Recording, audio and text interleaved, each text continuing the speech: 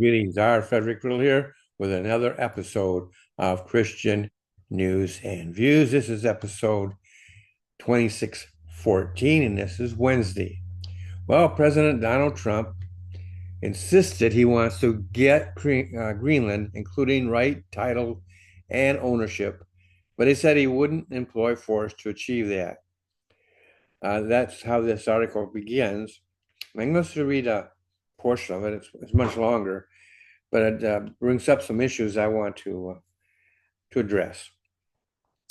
So I'll read that again. President Donald Trump insisted he wants to get Greenland, including right, title, and ownership, but he said he wouldn't employ force to achieve that, using his speech Wednesday at the World Economic Forum to repeatedly deride European allies and vow that NATO shouldn't stand in the way of U.S. expansionism. So what we have here is a situation where Greenland is extremely important. When we have always sort of understood the economics of the world right now as being, you could almost say, oil-based. Whoever controls the oil, one way or another, has the superpower, if you will, the number one in the world. But we have shifted. There has been a major shift. In the computer age, they use all these very expensive and rare minerals to power the computer age. And China being the up until now anyhow has been the number one in being able to do anything in that area because they control the mineral rights. They have a vast amount there. Well, Greenland has its share, and there's some other places in the world that has their share, but Greenland has got a vast. As far as I know, it's not really been worked. I don't know that we're drawing anything from them right now to at least in a maximum or manner. But the thing is, the potential is there. And that's what makes Greenland so important, not its size. Now, President Trump does point out that it's part of the American North America. That's true. It is an island, but it's close enough to be considered part of the America. So I don't see a problem there. I think that we are seeing his the art of the deal once again being played out here. He's asking for more than what he expects. But he's starting to back off a little bit, but at the same time, he's emphasizing things and he's making threats. And this is where I get a little concerned because now he's not dealing as a new president who has come into power and is trying to reestablish America, to make America great again. He's still doing that, but he's had such great successes in last year, very first year in office, that now there is a risk involved. We are going through what I would call a stage of where the president called there would be some bumps in the road. Well, we are running through those bumps where there are some people who are benefiting right now because of his policies. There's others who will benefit in the future, but are not necessarily benefiting now. And so there's those bumps. They knew that was coming. It's a hard thing to say, but sometimes you have to do those hard things to be able to get your country going in the right direction. It's not his fault that he inherited a country and that has been devastated. 4 years of Biden really crippled this nation in many ways. And while other countries use that opportunity, especially China, to enhance their own positions. So now Trump has a major problem on his hand. He's doing a pretty good job, I would think. of handling that problem and bringing it up more and more under control. The problem is that I think that the tactics that went so well last year may not work this time around. He may have to change his tactics a little bit. Not that he can't.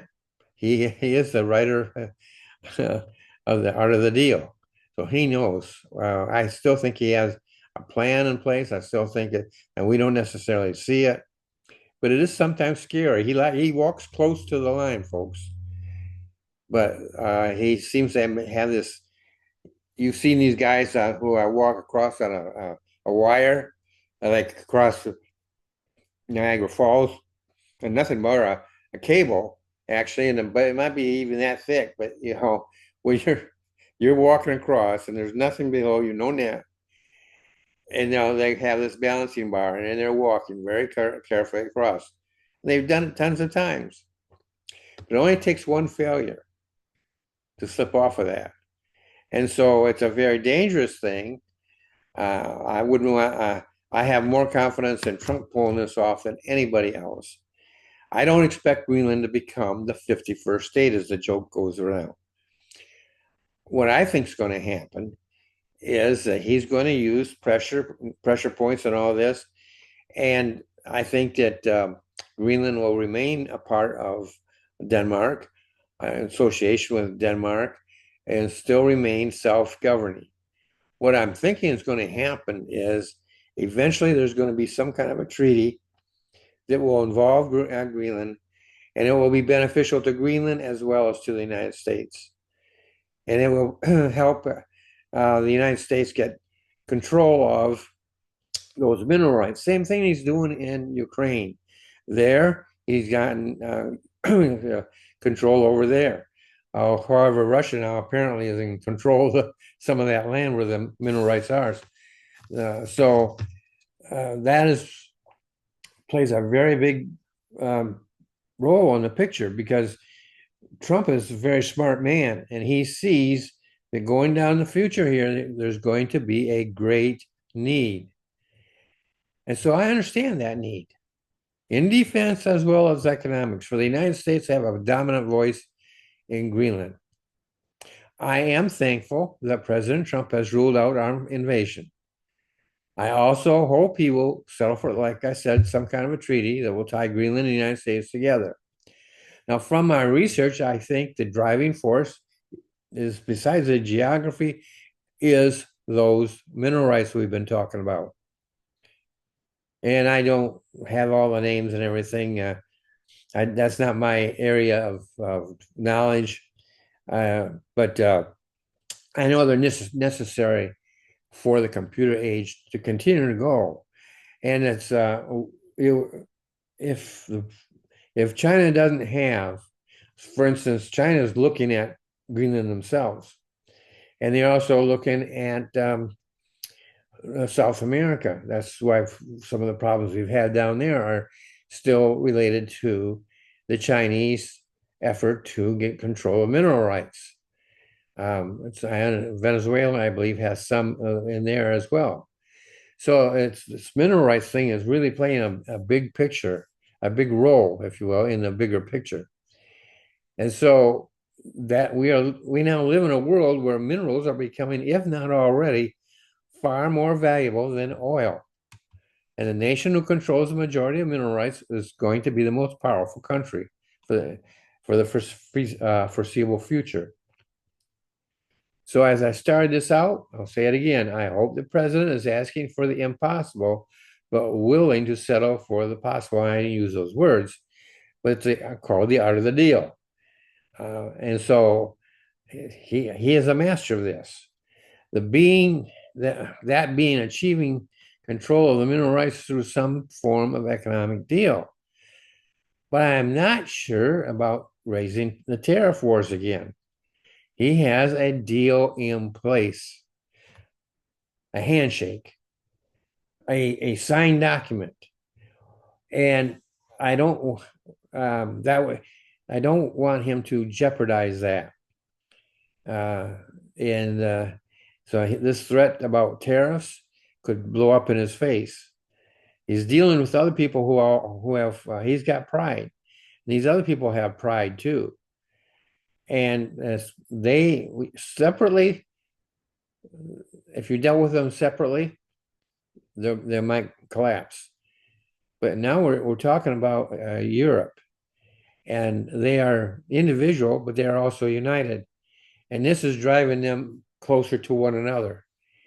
And that could blow up in his face. So my hope is that he will be very cautious as how he goes about this. I have a lot of confidence in him, but at the same time, I think that he's walking that tightrope. One slip and it's over. Still, no, it makes life interesting to begin with. I am glad we have him in office. I have confidence in him. He is, like I said, the master of the art of the deal. And but it is we are putting our confidence in him. Now, I don't go all the way out like some people do and claim that he is the hope of America. No, he is not. But he is put into a place by God, who is the hope of America, to be able to pave the way. I believe there's a revival already starting and going on here in the United States, but it is a scattered. It's broken in piece. It's not broken. It's never been united. But it's a piece here, a piece there, a piece over there, and they're slowly coming together. The assassination of Charlie Kirk made a major move where they're moving together, and Turning Point seems to be the focal point or the glue, so to speak, just pulling them together into a united revival. On the other hand, I see people who are associating themselves with that, who I would not really want them to be associated with it.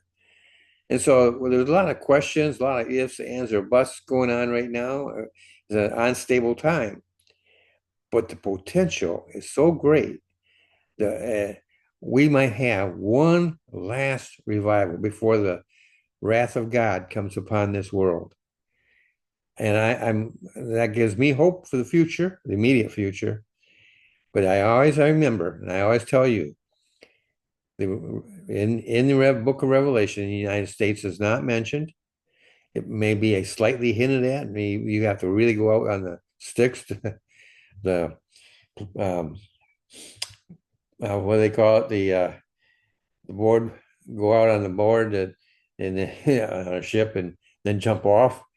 Uh, that was it's really going out on a limb is what it is. But the thing is, America has this opportunity, and I believe America was God brought America together. Gave us some founding fathers who were, for the most part, Christian. I would say almost all of them were Christians. Maybe one or two might have been atheists or whatever, but most of them were Christians, and they believed in the Word of God and they applied principles from the Word of God. So I think God had a purpose for our country, and we might be approaching that moment where He maybe gets the most people ever and brings them into His church. I'm kind of getting preachy here, so I'm going to pull this off to a stop. But I think there's a lot to be hoped for, to look forward to, and I think that this is just another step in that direction. But we got to be careful. Got to watch and see how Trump does.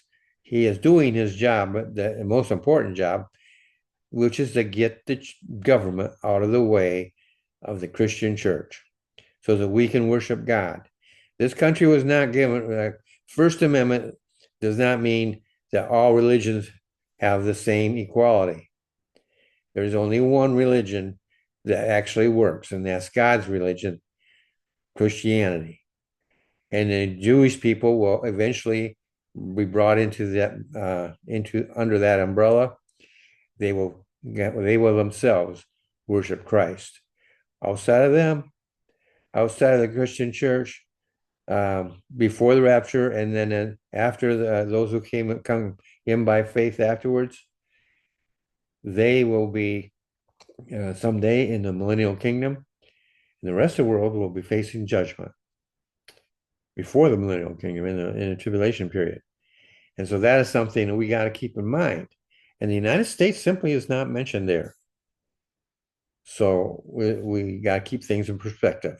Well, you have a great day, and I hope you have, like I said, a great day. And I hope to see you in the next episode.